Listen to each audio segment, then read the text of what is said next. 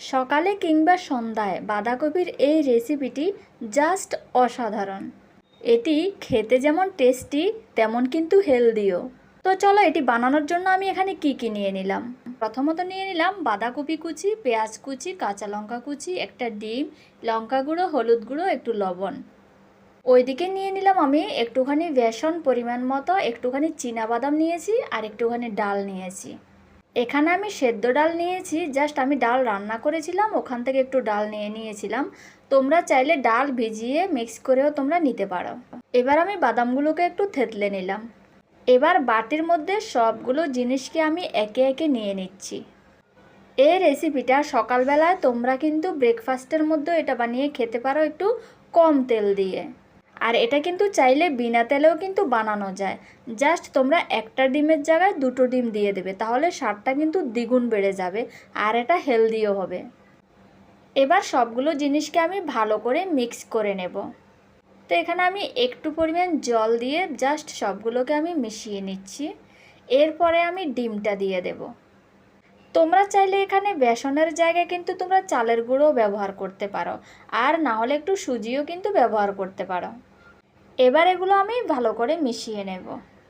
তোমরা যারা এভাবে বানিয়ে খেয়েছো অবশ্যই কমেন্ট করে জানাবে, আর যারা এখনও খাওনি অবশ্যই এভাবে কিন্তু বানিয়ে একবার খেয়ে দেখো, খুব ভালো টেস্টি এবং হেলদি। আর অবশ্যই কিন্তু আমাকে কমেন্ট করে জানাবে কেমন হয়েছে। তোমরা যদি ফ্যাট লস বা ওয়েট লস জার্নিতে না থাকো তাহলে অবশ্যই তোমরা একটু তেল দিয়ে এটাকে ভালো করে টেস্টি বানিয়ে নিতে পারো।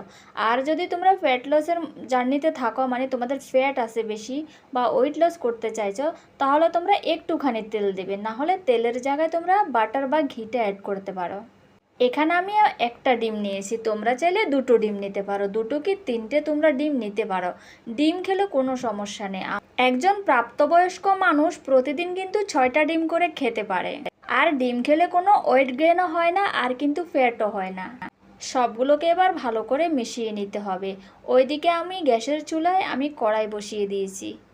আজকে এটা আমি তেল দিয়ে বানিয়ে দেখাচ্ছি, কারণ এটা আমি সন্ধ্যাবেলায় বানিয়েছিলাম। তো সকালবেলায় যদি বানানো হয় তবে একটুখানি তেল কম দেবে, নয়তো বা বাটার বা ঘি দিয়ে বানাতে হবে, কারণ সকালে খালি পেটে তেলের জিনিস না খাওয়াটাই ভালো। এবার কড়াইতে আমি তেল দিয়ে দিলাম। তেলটা গরম হলে আমি এটা ঢেলে নেব।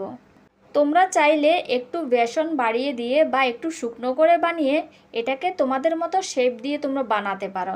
তো আমি এটাকে এভাবে বানাচ্ছি। এভাবে বানানোর পরে এত টেস্টি হয়েছে। জাস্ট ঢেকে দেবো আমি 5 থেকে 6 মিনিটের জন্য, আর গ্যাসের আঁচটা একদম কমিয়ে দেব। এরপর আমি সুন্দর করে এটাকে উল্টে দেব। উল্টে দিয়ে আরও 2 থেকে 3 মিনিট রাখতে হবে। জাস্ট এটা খাওয়ার জন্য একদম পারফেক্ট। ধন্যবাদ সবাই।